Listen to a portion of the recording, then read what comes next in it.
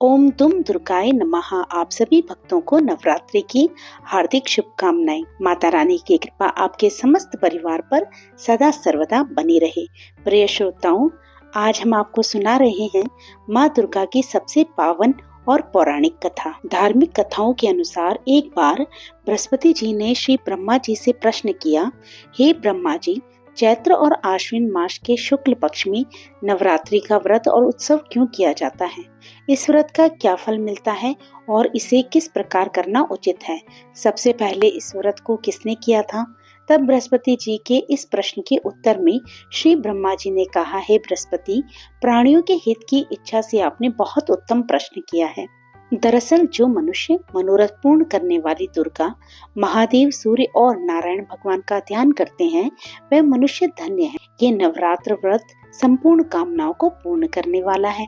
इसके करने से पुत्र की इच्छा रखने वाले को पुत्र, धन की इच्छा रखने वाले को धन, विद्या की इच्छा रखने वाले को विद्या और सुख की इच्छा रखने वाले को सुख मिलता है।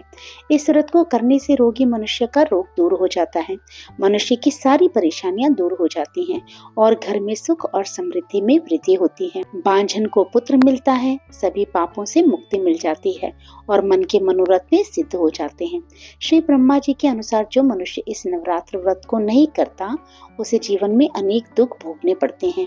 अगर व्रत करने वाला मनुष्य सारे दिन उपवास न कर सके तो एक समय भोजन करे और 10 दिन बंधु बांधवों सहित नवरात्र व्रत की कथा का श्रवण करे।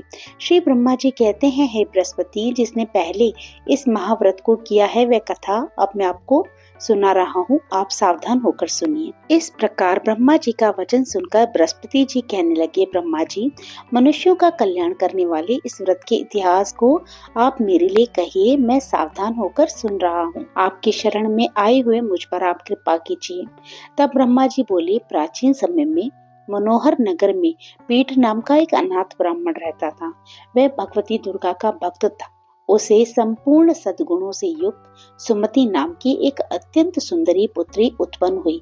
वह पुत्री सुमति अपने पिता के घर में बचपन में ही अपनी सहेलियों के साथ खेल कूद करती हुई इस प्रकार बढ़ने लगी जैसे शुक्ल पक्ष का चंद्रमा बढ़ता है। उसका पिता हर दिन माँ दुर्गा की पूजा करके होम किया करता और वह उस समय नियम से उस पूजा पाठ में उपस्थित रहती। बहुत ध्यान से सावधानी के साथ सारी पूजा पाठ देखा करती।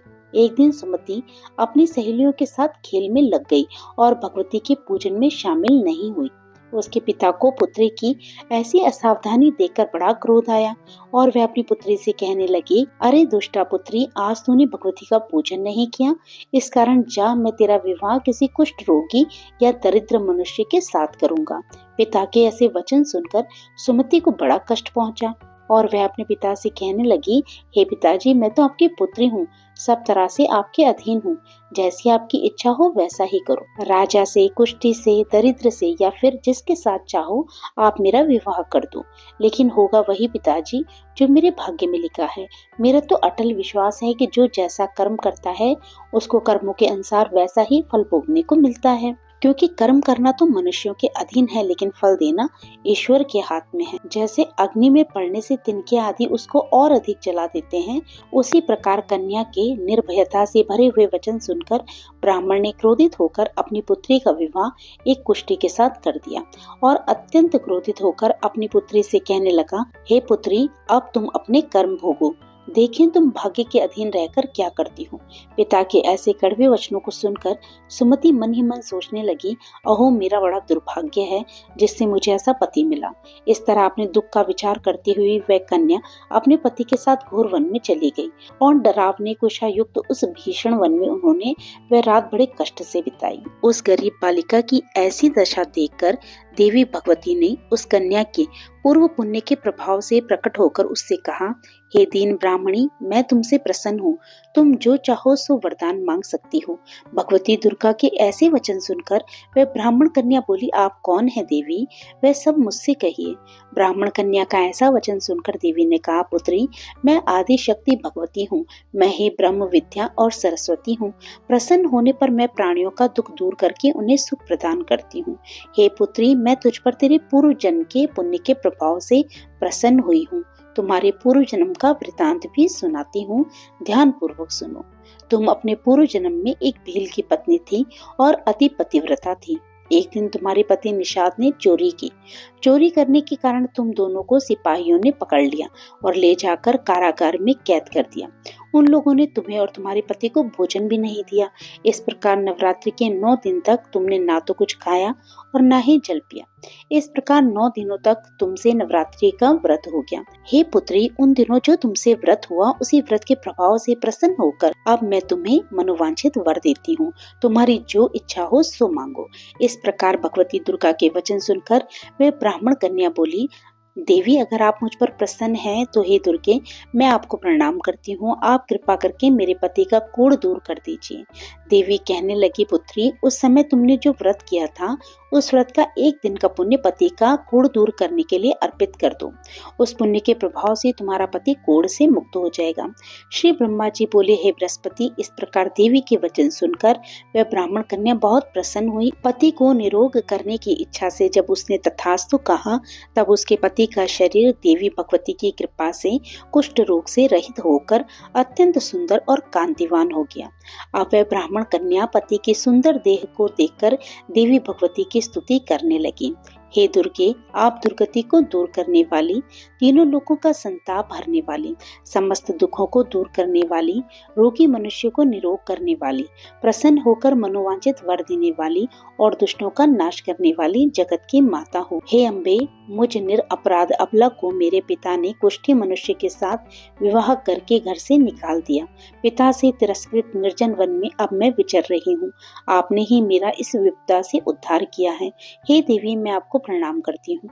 आप मेरी रक्षा कीजिए। ब्रह्मा जी बोले, हे बृहस्पति, उस ब्राह्मणी की ऐसी स्तुति सुनकर देवी भगवती अत्यंत प्रसन्न हुई और उस ब्राह्मणी से कहने लगी, हे ब्राह्मणी, तेरे उदालय नामक अति बुद्धिमान, धनवान, कीर्तिवान और जितेंद्रिय पुत्र बहुत जल्दी उत्पन्न होगा।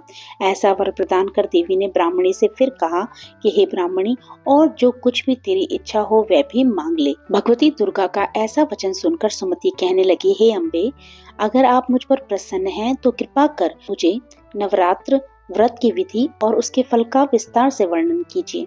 इस प्रकार ब्राह्मणी के वचन सुनकर देवी दुर्गा कहने लगी, हे ब्राह्मणी, मैं तुम्हें समस्त पापों को दूर करने वाले नवरात्र व्रत की विधि बतलाती हूँ, जिसको सुनने से मोक्ष की प्राप्ति हो जाती है। आश्विन मास के शुक्ल पक्ष की प्रतिपदा से लेकर 9 दिन तक विधि पूर्वक व्रत करें। अगर दिन भर का व्रत ना कर सकें तो एक समय भोजन करें।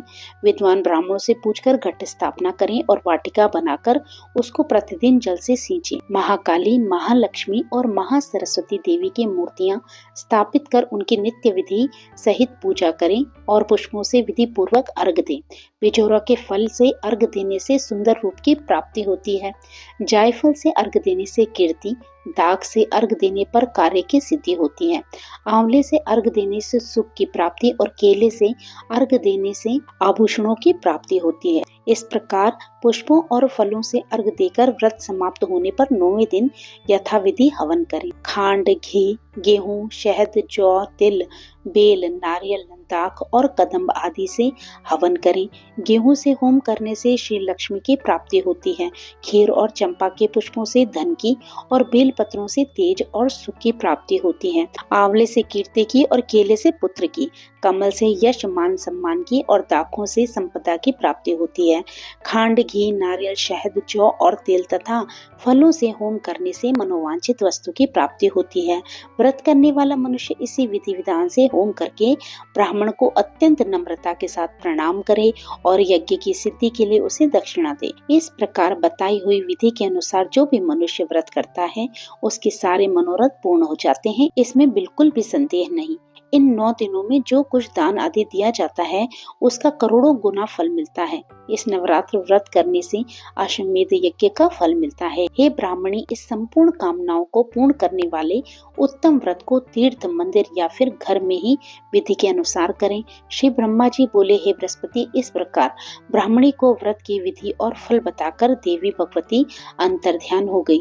जो मनुष्य या स्त्री इस व्रत को भक्ति पूर्वक करती है या करता है वह इस लोक में सुख भोग कर अंत में दुर्लभ मोक्ष को प्राप्त हो जाता है। हे बृहस्पति, ये इस दुर्लभ व्रत का महात्म्य है जो मैंने आपको बतलाया है। ये सुनकर बृहस्पति जी आनंद से प्रफुल्लित होकर श्री ब्रह्मा जी से बोले, हे ब्रह्मा जी, आपने मुझ पर अति कृपा की जो मुझे नवरात्र व्रत का महात्म्य सुनाया।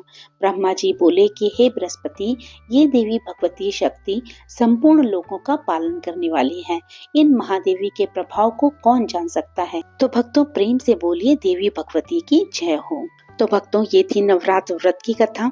आशा करती हूँ ये कथा आपको पसंद आई हो तो लाइक कीजिएगा, और अगर आप मेरे चैनल पे नए हो तो मेरे चैनल को सब्सक्राइब करना मत भूलिएगा। तो फिर प्रभु का नाम लेते रहिए और पुण्य के भागी बनते रहिए। जय श्री कृष्णा, राधे राधे।